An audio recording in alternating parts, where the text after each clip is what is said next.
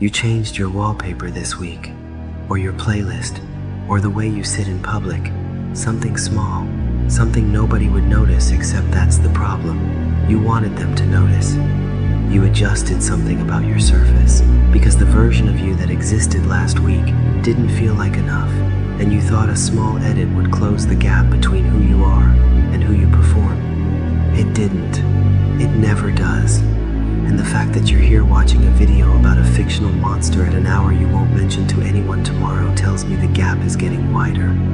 There is no animation in this video, no music, no movement, just a voice describing the inside of a machine you didn't know you were standing in. If that makes your thumb itch toward the next video, then you are exactly the kind of person this protocol was designed to bypass. You are loud. Loud is easy. Loud is the first thing I learned to see through, and the last thing I ever needed to be. Stay or leave. The diagnostic has already started. Look at the people around you who perform being different. The dark clothes, the practiced silence, the back of the room hoping someone notices how separate they are. They curate sadness like a gallery exhibition. They are the easiest people I've ever broken. Not because they're weak, because they're visible. Every piece of darkness they wear is a signal broadcasting their exact coordinates to anyone paying attention. They think they look dangerous. They look like a lighthouse in fog, impossible to miss and completely stationary. One conversation, that's all it takes.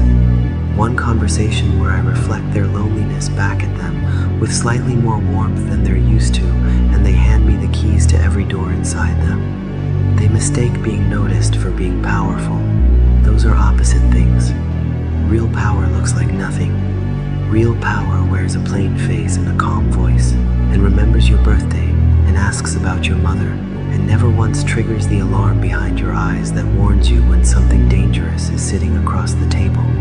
I am the most dangerous person most people have ever shared a room with, and every one of them described me the same way. Nice, quiet, normal, forgettable. That word forgettable is not an insult. It is the highest tactical achievement a human being can reach, and you are currently sprinting in the opposite direction as fast as your ego will carry you. There is a concept in signal processing called the noise floor, the level of background static below which a signal can't be detected. Most people spend their lives trying to scream above it. They want to be the spike on the graph, the visible peak, but the system doesn't just reward peaks. It tracks them. Every time you perform intelligence, every clever remark designed to prove you're clever, every argument you won instead of letting go, every post signaling that you're deeper than the people around you. You register on a graph. Everyone in your life is unconsciously reading. You think they see brilliance. They see threat. Someone to manage, contain, watch. You are making yourself a target and calling it self-expression. I learned to live below the noise floor, not from humility, because the noise floor is where freedom lives. When your signal matches the static, the system stops watching. Doors that lock against the extraordinary swing open for the ordinary. Nobody suspects the coworker who hits deadlines and asks about your weekend with exactly the right amount of interest. You walk through the world like a ghost.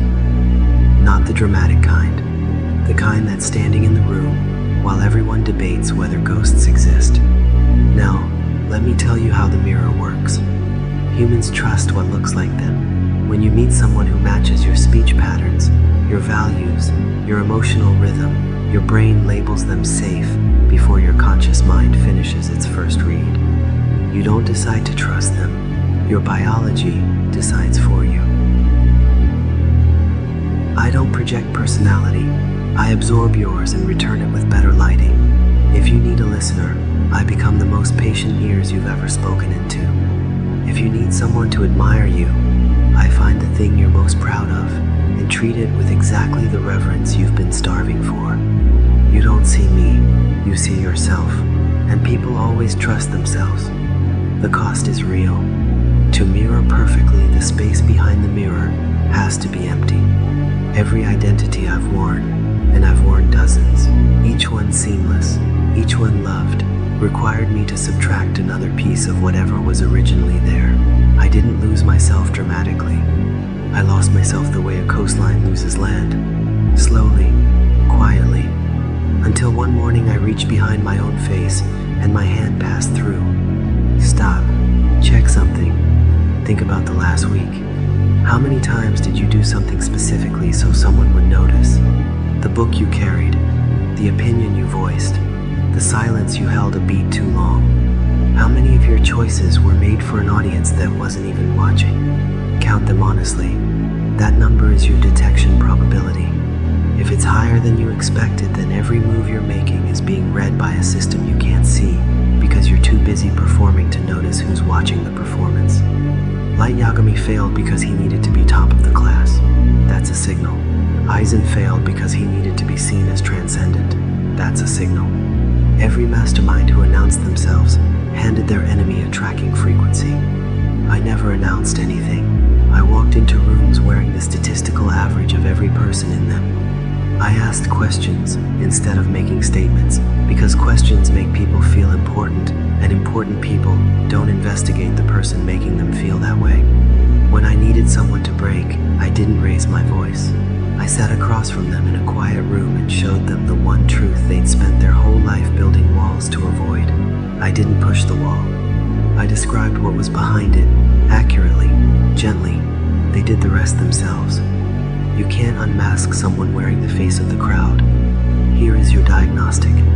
Can you spend 1 week being completely unremarkable, not performing humility, actually being the person nobody thinks about twice, saying nothing clever, winning nothing publicly, posting nothing designed to signal depth?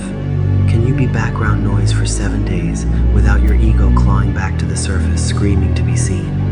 If you can't, then your camouflage is broken. You are a signal in a world of sensors. Every step away from average is a coordinate you're broadcasting to everyone patient enough to watch. And someone is always watching. I promise you that. I was always the one watching.